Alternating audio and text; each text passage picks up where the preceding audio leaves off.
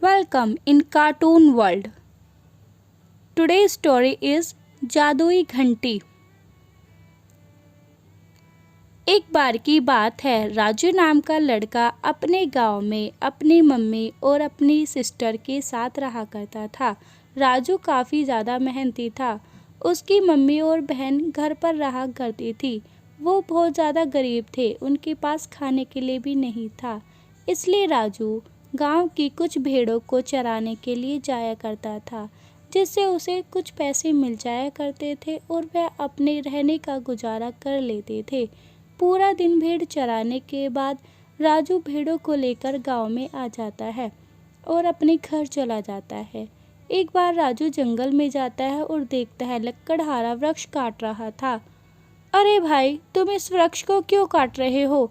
ये तो कितना बड़ा और विशाल है, इसे मत काटो। इनकी भी तो जान ही होती है, इसे काटकर तुम्हें क्या मिलेगा? लकड़हारे को उसकी बात सही लगती है और वह पेड़ काटना छोड़ देता है और वहाँ से चला जाता है। राजू उस पेड़ को देखता है, तभी पेड़ से एक तेज रोशनी आती है। राजू को थोड़ी देर के लिए दिखना बंद हो जाता है। राजू, तुमने आज मेरी जान बचाई है। अरे, ये कौन बोल रहा है? राजू, मैं वही पेड़ बोल रहा हूँ जिसकी जान तुमने बचाई है। मैं तुमसे आज बहुत खुश हूँ और मैं आज तुम्हें एक जादुई घंटी देता हूँ।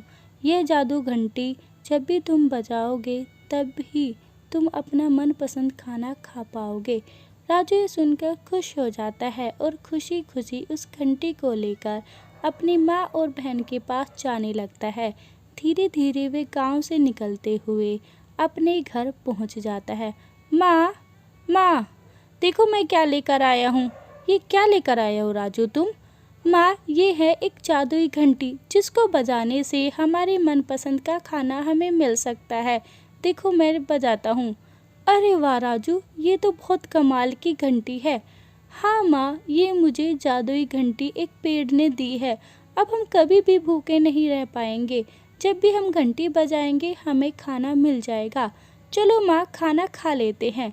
सभी तीनों मिलकर खाना अच्छे से खा लेते, फिर सभी रात को सो जाते हैं। अगली सुबह जैसे ही हो जाती है, राजू अपनी भेड़ों को लेकर अपने काम पर चला जाता है। पूरा दिन वह वहीं पर रहता है और अपनी माँ और बहन के बारे में सोचना बिल्कुल भूल ही जाता है। उधर जब दोपहर को खाने के लिए कुछ भी नहीं होता, पिंकी और उसकी माँ दोनों खाने के लिए इधर उधर घंटियों को ढूंढने में लग जाती है।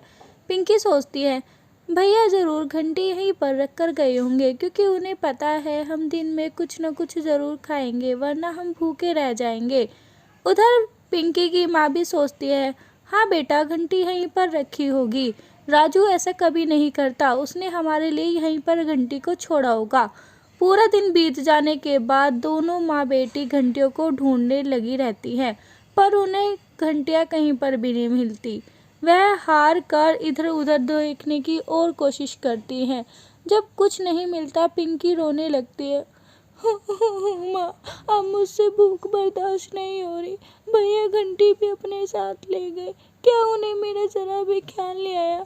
अरे पिंकी बेटा, तुम चुप हो जाओ, घंटी मिल जाएगी, वरना राजू आने ही वाला होगा। माँ, भैया इतना कैसे बदल गए? वो तो मुझसे काफ़ी प्यार करते थे। इधर राजू आ जाता है। राजू की माँ पूछती है, क्यों रे राजू, तू घंटी भी साथ ले गया था क्या?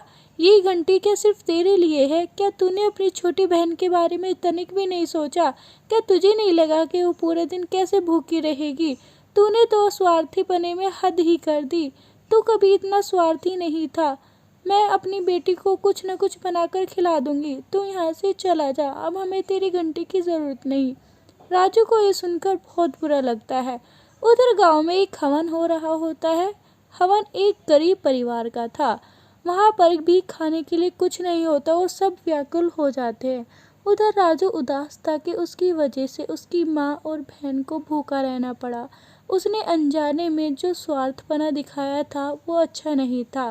वह वहाँ जाता है और घंटी बजाता है। घंटी बजाने के बाद वह सभी के लिए खाना मंगवा लेता है। धीरे धीरे जैसे ही वो घंटी बजाता रहता है, एक एक प्लेट आकर सभी के सामने रख जाती है।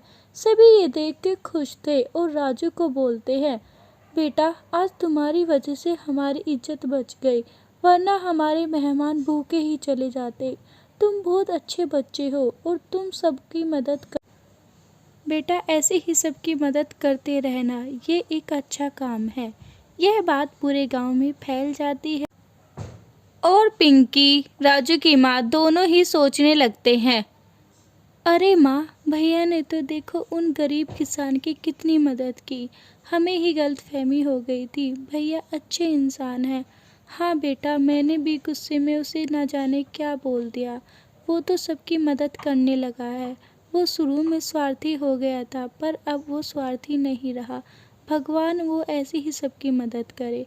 उधर राजू पेड़ के पास जाता है और अपने स्वार्थी होने की वजह से वहाँ पर माफ़ी मांगता है और कहता है कि आज के बाद मैं कभी भी स्वार्थी नहीं रहूँगा।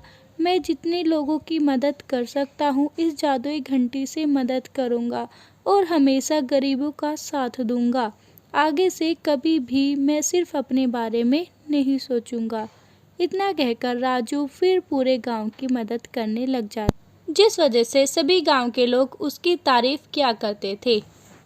तो बच्चों, हमें इस कहानी से सीखने के लिए मिलता है कि हमें सबकी मदद करनी चाहिए।